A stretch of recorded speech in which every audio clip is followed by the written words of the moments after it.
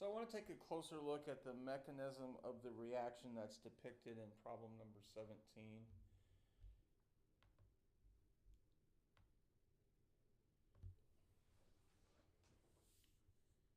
So we have two reagents,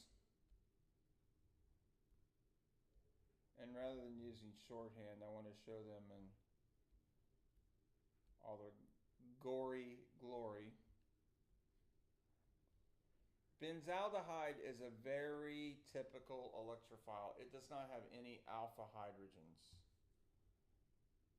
And I will readily admit that the second molecule is not a great source of an enolate because of this bulky T-butyl group, but it will form an enolate because it has an alpha hydrogen that can be removed by an appropriate base like NaOH.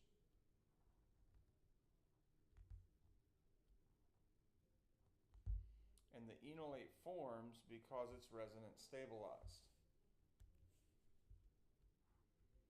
So one of the possible resonance structure is an alkene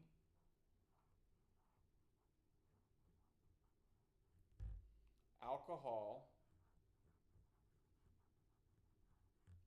that has a negative charge. And in organic, when you have a negatively charged oxygen, it either has an ATE suffix or an ITE suffix. So literally, you have an enol-8. Now this enolate has another possible resonance structure where the carbon-oxygen bond is reformed and the carbon that was formerly bonded to the alpha proton is acidic. And so the question that needs to be begged is, which is the better resonance structure? And the answer is this guy. Of course, this has a negative charge and has a lone pair. And it's because of the strength of the carbon-oxygen double bond versus the strength of the carbon-carbon double bond. So I'll form an enolate with molecule B.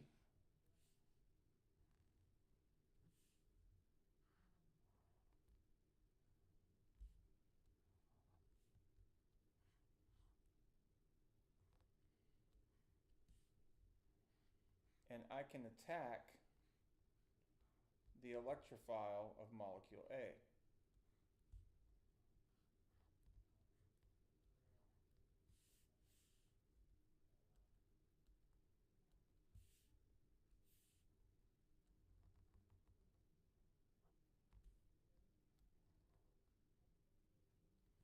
What I typically do is I like to draw the nucleophile first.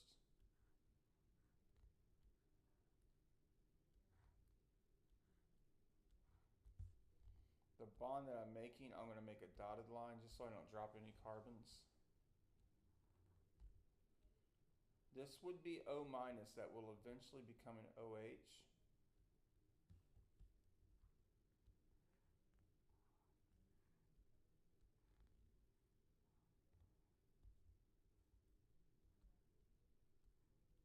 And then once I'm satisfied that I'm not dropping a carbon, I just fill that bond in.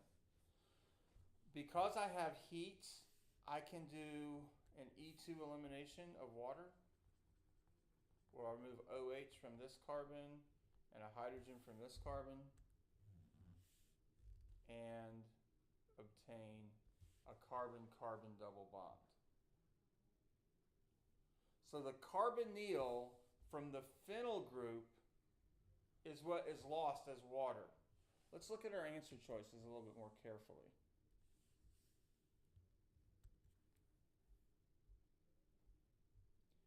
A shows the carbonyl from the phenyl group is gone, as does B, but C and D and E do not. So C, D, and E should be the first to go.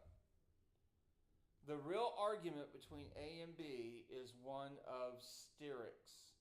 You've got very bulky T-butyl group and a very bulky phenyl group. It's better that those groups are farther apart. B is superior to A, and B is the credited answer.